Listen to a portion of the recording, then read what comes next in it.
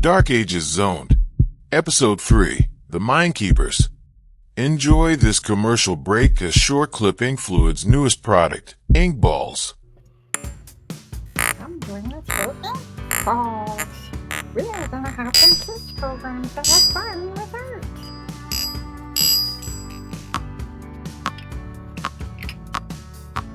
Sign up for Inkfluence classes today.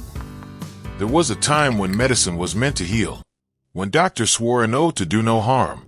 But when power shifts from hands that heal to hands that control, medicine becomes something else, something darker. A world where sickness is manufactured, and the cure is a cage. Welcome to the Dark Ages Zone.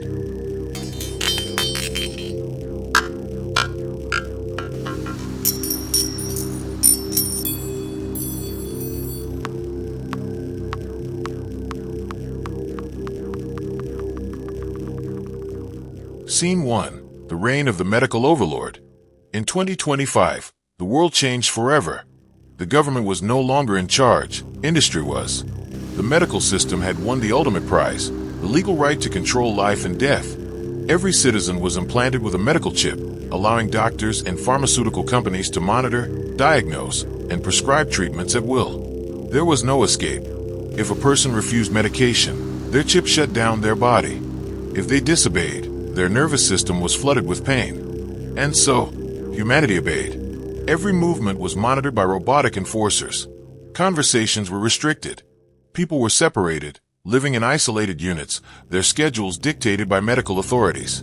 The concept of choice no longer existed, but there were some who were not so easily controlled.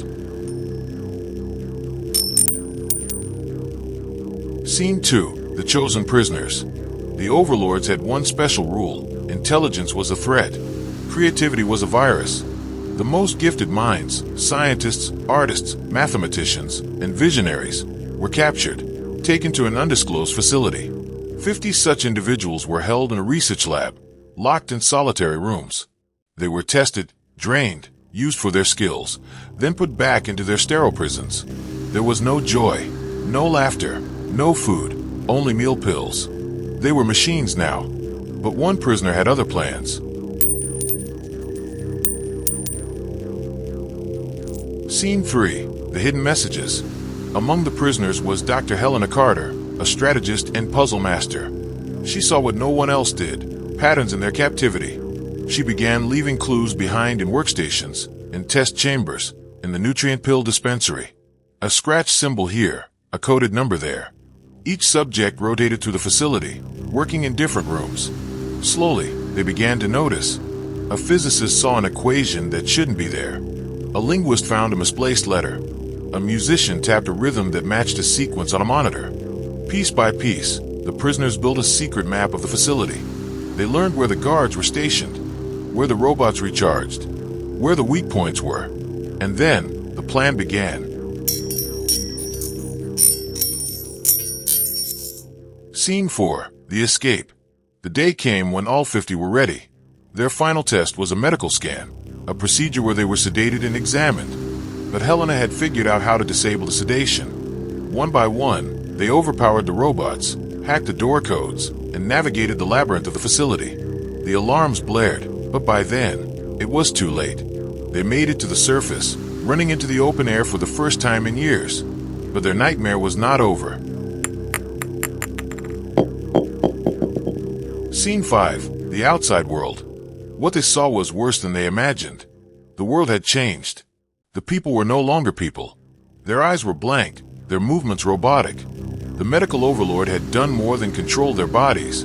It had erased their minds. Worse, the escapees saw wanted posters with their faces, labeled not as missing persons, but as non-humans. The world had been told that anyone in the research facility was a genetic mistake, an experiment gone wrong, a threat to society. They were being hunted.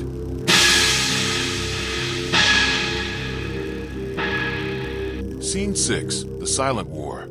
Helena and her group had one advantage. The brainwashed could not think for themselves. With their intelligence, they pretended to be just like them. They mimicked their vacant expressions, their stiff movements. And when the medical overlord sent enforcers to capture them, they did something unexpected. Using their kinesis energy, the natural power of their superior minds, They swapped places with ordinary civilians. The enforcers dragged the wrong people back to the research facility.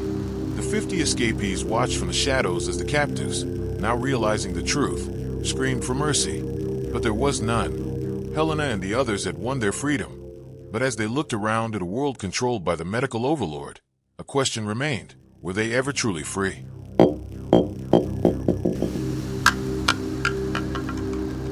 Scene 7, the final warning. As the shadows of a broken world loomed over them, the promise of medicine was salvation, but in the hands of the wrong people, salvation became subjugation. Progress became poison. And for those who dare to escape, there is one truth they cannot escape. When the future turns back on itself, you never know what's waiting for you. You may already be lost in the Dark Ages zoned.